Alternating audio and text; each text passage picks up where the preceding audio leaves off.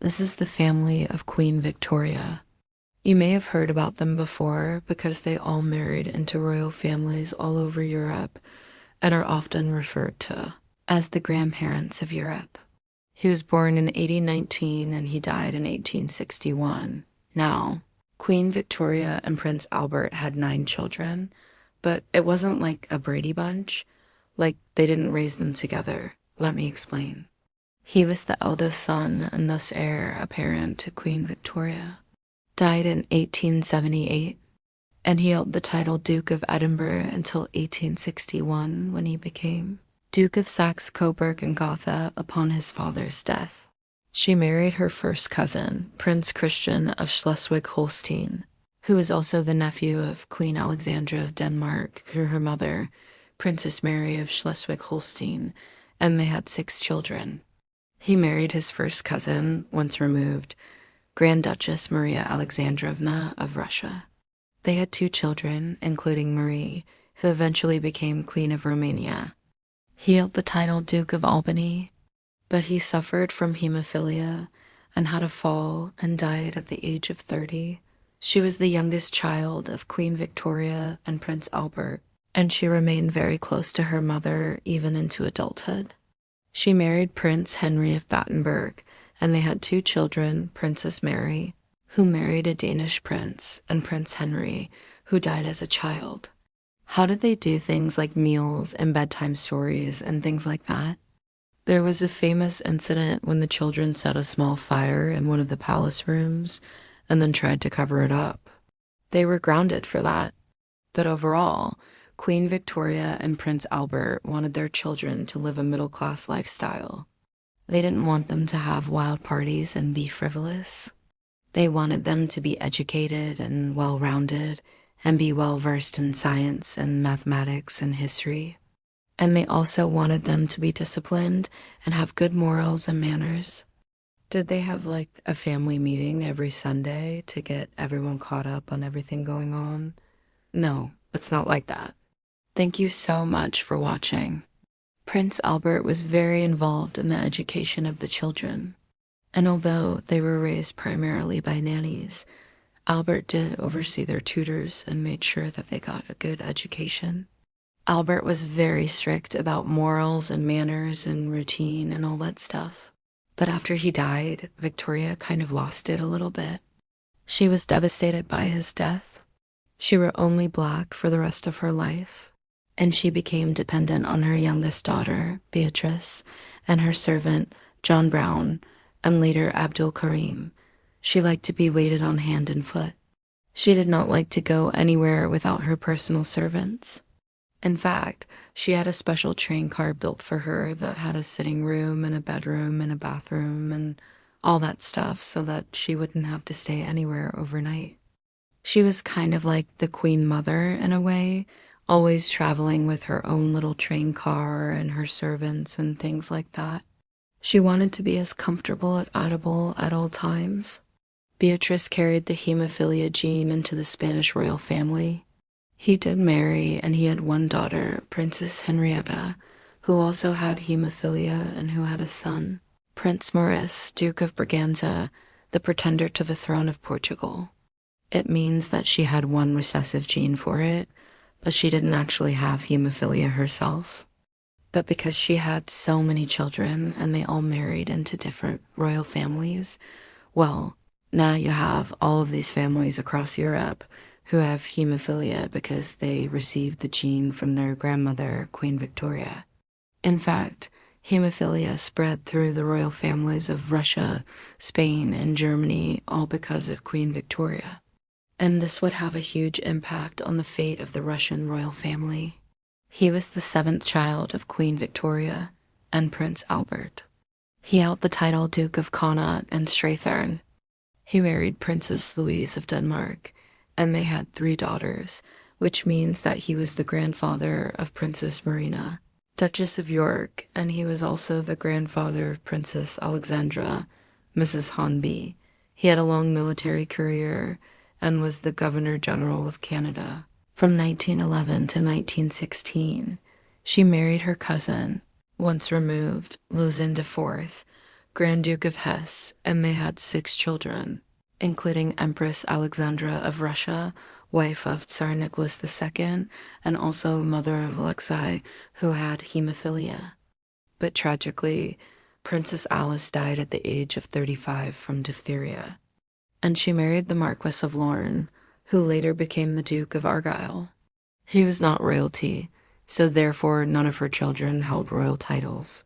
They had 5 children, including John, who married Princess Mary of Teck, the future Queen Mary, wife of George V, but Louise had 3 other children. There was also her daughter, Lady Rose, who married a royal and had issue.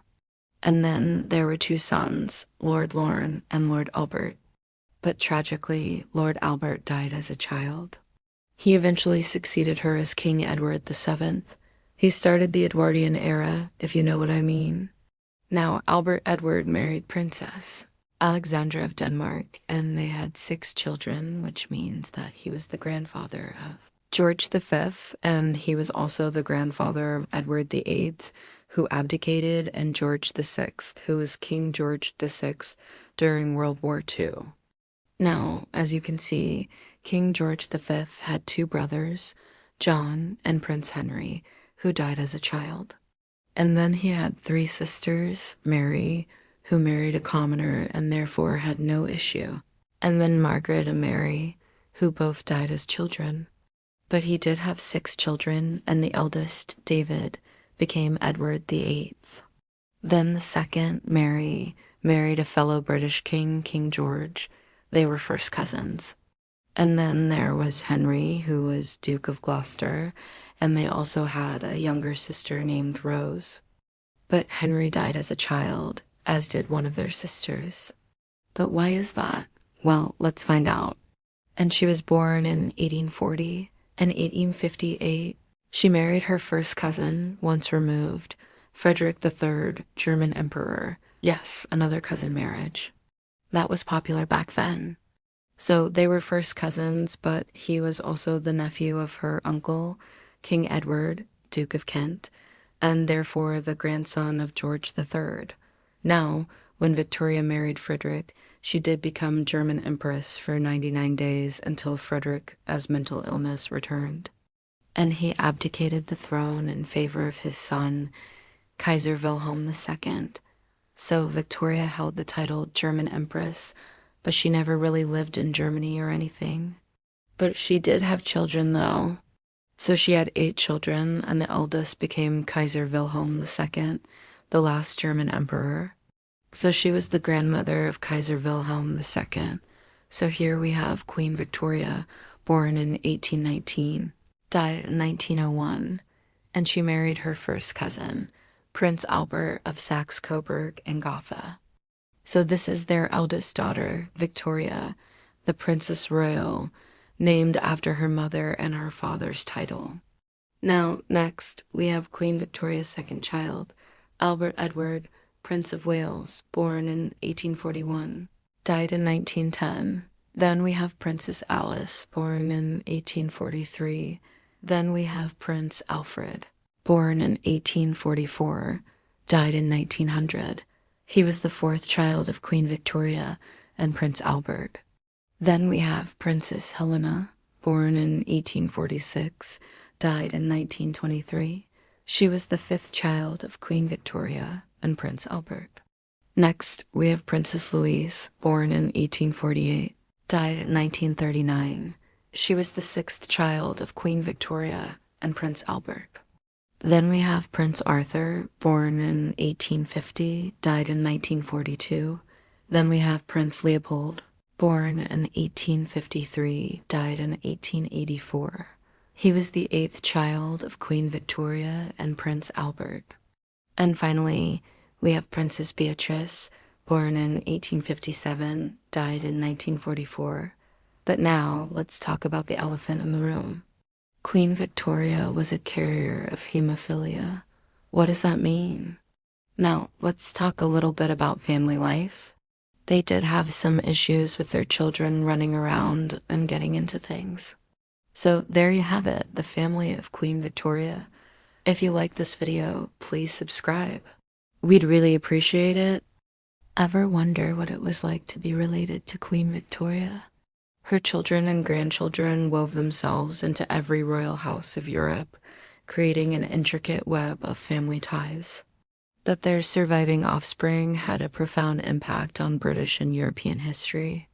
We'll explore how Victoria's parenting style shaped her close relationship with one daughter while alienating another, the tragedy of her hemophilia legacy, and finally, how her family reshaped Europe through strategic marriages. So let's dive into how Victoria navigated being both a large family and a ruling dynasty. You don't want to miss this. Some historians believe she arranged as many as 7 royal marriages. The queen was absolutely devoted to her daughter at first, thrilled that she was so bright and promising. As a boy, he was cheeky, irresponsible, and lazy, which drew frequent scolding from his mother. She was very close to her mother as a girl, acting as her nurse and confidant during Albert's final illness. Historians consider her one of the more emotionally mature and compassionate members of the family. Unbeknownst to her, she was a carrier of the disease, which she passed on to 3 of her children. Through strategic marriages, Victoria managed to tie her family into every major royal house of Europe, which had far-reaching implications, particularly after World War I.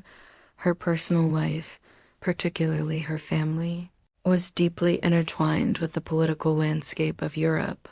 But in the lives they touched, the families they built, and the ripple effects that extended far beyond the throne room. Although she was a dedicated mother, she had a complicated relationship with each of her children, marked by love, disappointment, pride, and tragedy. The web of family ties she created across Europe would have reverberating effects throughout the 20th century. Her eldest granddaughter, Victoria Eugenie of Battenberg, became Queen of Spain. Another granddaughter, Marie, was the Queen of Romania. Her grandson, Gustav, became the King of Sweden. And yet another grandson, Constantine, was the King of Greece. Each week I bring you new content on the British royals and other historical figures. To watch this episode and others ad-free, become a member on a streaming service. With your support, I can continue to bring you high-quality content. Thanks again, and see you next time. Her great-granddaughter, Alice, married the future King of Belgium, and her granddaughter, Margaret, became the Queen of Denmark. By securing these marriages, Victoria ensured that her bloodline would continue to thrive across Europe. However, her efforts backfired when World War I broke out, and many of her grandchildren found themselves on opposite sides of the conflict.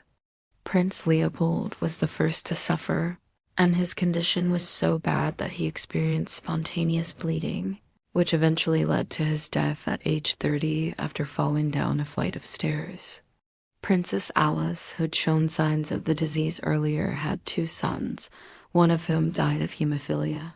Finally, Princess Beatrice passed the gene onto her daughter, which ended up in the Spanish royal family and ultimately resulted in the disease being passed on to Empress Alexandra of Russia, who had her own share of struggles. You can learn more about her and her son Alexei in my video on Rasputin. After leaving court at 19, she married her cousin, Louis, Prince of Hesse and by Rhine, settling down to raise a family and run a household. She had a particular passion for helping the poor and destitution-stricken. Sadly, she developed abdominal cancer and died at age 54. While she was loved by her mother, Victoria couldn't help but criticize her for bearing only 4 children, saying she ought to have more to make up for her sister's failure to produce heirs. Despite this, Victoria was devastated by her daughter's death, finding herself unable to attend the funeral due to her own failing health. He had a tough time in school, showing little interest in his studies and excelling only at sports. She was born when Victoria was already in her mid-40s, and she quickly became her mother's favorite companion. Beatrice was shy and retiring, but highly intelligent, and she adored her mother, who doted on her in return. Because of her close relationship with her mother, Beatrice's marriage prospects looked dim until Victoria agreed to allow her to wed, but only if she stayed at court and didn't leave England. In fact, Victoria demanded that Beatrice become her personal secretary and transcribe her journals. So, although she enjoyed a happy marriage and had 3 children, she essentially sacrificed her independence to serve her mother's needs. Beatrice lived with Victoria in Buckingham Palace until her mother's death, then moved to a modest cottage on the palace grounds. There she continued to work on her mother's journals, publishing them posthumously. Beatrice died in 1944 at age 81. Victoria, disappointed in his lack of diligence, frequently compared him unfavorably to his late older brother, Prince Albert. She blamed Bertie for Prince Albert's illness and early death, believing that he'd caused his brother great worry by having a scandalous affair with a married woman. Bertie and Albert had a close relationship, and the stress of dealing with his mother's disapproval over the affair may have contributed to Prince Albert's declining health. However, it should be noted that there's no historical evidence to support this claim. Regardless, following Prince Albert's death, Victoria kept a close eye on Bertie and disapproved of his decision to marry Mary of Teck. She forced them to live separately for the first 6 years of their marriage, refusing to allow Mary to move into Buckingham Palace unless Bertie gave up the throne. Finally relenting when she was nearly 70, Bertie succeeded his mother as king at age 62. However, their relationship remained fraught, and Victoria never forgave him for causing her beloved Albert's death. Victoria was educated by her father in a variety of subjects, including philosophy, science, and languages. She was a trailblazer for women, being the first British royal to receive a university degree. However, her independent spirit led to tension with her mother, particularly after her marriage to the German Crown Prince Friedrich. Victoria encouraged her daughter to temper her views and not get ahead of herself. When Vicky took on a more influential role at court and lobbied her husband to adopt liberal reforms, Victoria worried that she was getting too big for her britches. Although the two women shared a strong bond, they also began to butt heads. And when Vicky gave birth to her first child, Victoria expressed irritation at her daughter's apparent inability to bear more children, highlighting just how different the two women were. While Victoria favored older children, Vicky preferred younger ones and doted on her youngest son, which may have added to the strain. Eventually, after 20 years of marriage, the couple divorced. And although the annulment was kept secret for several years, Victoria refused to accept it, calling it an absolute disgrace and saying it had filled her with horror. In fact, the strained relationship between mother and daughter was one of the reasons why Victoria hated Germany and didn't attend Vicky's wedding to his cousin, Kaiser Wilhelm II, because she wanted her daughter to marry a Habsburg. Though she had a good relationship with her son-in-law, she never forgave her daughter for marrying someone else. Let's now look at how her relationship with each of her 8 surviving children played out. I make videos about the royals, including an entire series on Queen Victoria, which you can watch for free on a streaming service. Join me and thousands of others who are learning something new about the royals each week. As we already know, Albert and Victoria had 9 children, 2 of whom died in infancy. Essentially, her mother, the Duchess of Kent, kept her isolated and away from the royal family in order to protect her from harm and keep control over her. This led to a detached, overly serious, and restricted childhood for the young princess. And when she ascended to the throne at age 18, she began to parent in much the same way her mother had parented her, expecting obedience and isolation rather than emotional give and take. Her role as a mother would become all the more challenging following Albert's death in 1861. Although never close to her husband, Victoria threw herself into raising their children. But after his passing, she retreated from public life and went into deep mourning. She wore only black for the rest of her life, keeping a strict atmosphere of solemnity around court and within her own household. But before we get to that, allow me to introduce myself. Before becoming queen, Victoria had a sheltered upbringing under the so-called Kensington system, named after the palace where she lived. Now, despite her withdrawn nature, she still felt it was her duty to find suitable matches for her many children and grandchildren. First, there was Victoria, Princess Royal, the eldest and favorite child of Victoria and Albert. Next, we have Albert Edward, better known as Bertie, who became King Edward VII. He was Victoria's second child and favorite son. Moving on, we have Princess Alice, the third of Victoria and Albert's surviving children. Finally, we come to Princess Beatrice, the youngest of the siblings and the baby of the family. Besides her close relationship with Beatrice, Queen Victoria also endured the tragedy of her hemophilia legacy. Although Queen Victoria had a tumultuous relationship with most of her children, she was able to forge strong connections with many of her grandchildren and great-grandchildren. In conclusion, Queen Victoria's impact extended far beyond her role as monarch. As you reflect on Victoria's legacy, consider this. The true measure of a monarch often lies not in the laws they enacted or the territories they ruled over. Thank you for joining me today. If you enjoyed this episode, please give it a thumbs up and subscribe to my channel. Let me set the scene for you. Imagine you're a descendant of the great Queen Victoria, right? And your mom is none other than Queen Vicky, also known as Victoria. But hang on, because you've got a bunch of siblings. We're talking older sisters Alice and Helena and younger sister Beatrice. She met her cousin, Prince Albert of Saxony, Coburg, and Gotha, and it was love at first sight. She was determined to raise a new generation of monarchs who would carry on her legacy of power and prestige.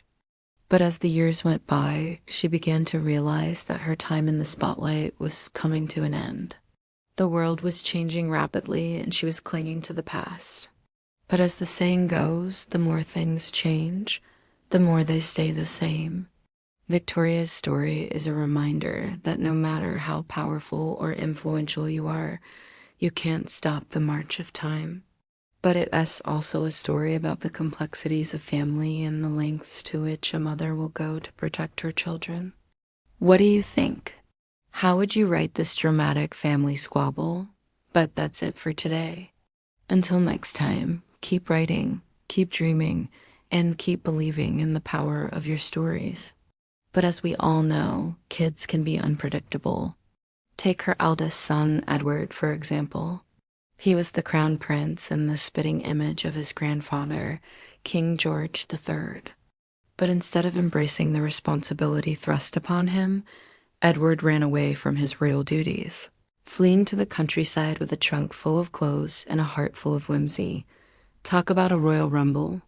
Of course, Victoria was none too pleased with her son's antics. In fact, she was so furious that she decided to intervene in his love life. She was determined to find him a suitable bride who would help him take on his royal responsibilities. And let's just say she had her sights set on someone special, Princess Mary Adelaide of Cambridge. But Edward had other plans. He had fallen head over heels for a commoner named Mary Jane Cleland, and he was about to let his mother's matchmaking skills stand in the way of true love. No, sir. He was determined to marry the girl of his dreams, whether his mother approved or not. And let's just say Victoria was not happy. She saw her son's actions as nothing short of treasonous, and she made it her mission to drive a wedge between Edward and his beloved Mary. She sent her son to live in exile, far away from the woman he loved. And to add insult to injury, she forced him to take on a new title, the Duke of Edinburgh. Talk about a demotion, but Edward was not one to be defeated. He may have been exiled from his mother's good graces, but he was still the crown prince, and he was about to let that go without a fight. He began plotting his revenge, hatching a plan to win back his mother's approval and reclaim his rightful place by her side. He was a dashing young man with a title longer than your grocery list, but as we all know, titles aren't everything. Turns out Albert was a bit of a dud. He was shy, awkward, and not exactly the charmer Victoria had hoped for. But hey, blood is thicker than water, right? They were cousins, so it was practically destiny. Despite their rocky start, these two lovebirds eventually tied the knot and started planning their happily ever after. At least that's what Victoria thought.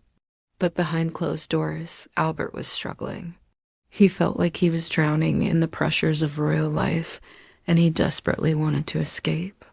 So he did what any reasonable person would do and took his own life. Okay, just kidding. He didn't take his own life, but he did spend a lot of time fantasizing about it. Talk about a downer ending to a fairy tale romance. But the show must go on, right? So Victoria and Albert pushed through the bad times and had 9 children together, giving us the gift of the House of Windsor. And if that wasn't enough drama for you, Albert's younger brother, Prince Leopold, also had a rather shocking exit, but don't worry, we haven't forgotten about him. We'll get to his big finale later. And not to forget, there's your cousin Mary, who's all grown up and ready to find a husband. And then there's your dear old dad, King Edward VII, along with his 2 favorite mistresses, Lily and Daisy. Oh, and you've got a wacky assortment of aunts and uncles, including Princess Louise, Duchess of Fife, and Princess May of Teck. And let's not forget Uncle Leopold, who's not quite all there, and your Aunt Florence, who ran off and got hitched to a commoner. But wait, there's more. You've got a whole host of cousins scattered across Europe, thanks to your parents' strategic matchmaking skills. They're like the European royal version of the Mitchells, you know, the family from that movie. It's a wild bunch, and it's all happening in the lavish and dramatic setting of 1910 London, where scandals are brewing and secrets are waiting to be uncovered. So buckle up for a story that's filled with more twists and turns than a royal parade. These royals really know how to keep things interesting. And what better way to do that than with a little sibling rivalry? Now, let's talk about the queen of this royal mess. You already know her, Queen Victoria, the woman who ruled England longer than any monarch before her. Let's call her the OG queen. She holds the record for the longest reign in British history, sitting on the throne for a whopping 63 years. That's a long time to be in charge. And she was so committed that she once told her son Bertie, "Your time will come, not before mine." Talk about a power move. But being in power for that long comes with its fair share of baggage. And let's just say Victoria had a thing or two about how the world should be run. She was so obsessed with keeping things neat and orderly that she could be a bit of a control freak. Like, seriously, the woman had a color-coded filing system for her paperwork. And she wasn't just organized when it came to her work, but also her personal life. She had her own personal motto, work, work, work, and she lived by it. Even when she was grieving the loss of her husband, Prince Albert, she threw herself into her work to keep busy. But while Victoria loved to feel in control, she had a blind spot when it came to her children. Let's face it, she might have been a great ruler, but when it came to parenting, she had some serious issues. Just ask her kids. Victoria was convinced that her role as a mother was to turn her children into miniature versions of herself. She wanted them to follow her lead and take on the world with the same determination that she did. But here's the kicker. She didn't trust them to do it on their own. She had to be involved in every decision they made, from who they married to what they wore. And don't think for a second that she wasn't meddling in their love lives. The woman literally broke up her daughter's engagement because she didn't approve of the guy. No, seriously, she sent her daughter a telegram breaking the news that her engagement was off. Talk about a cold-hearted move. But Victoria wasn't done yet.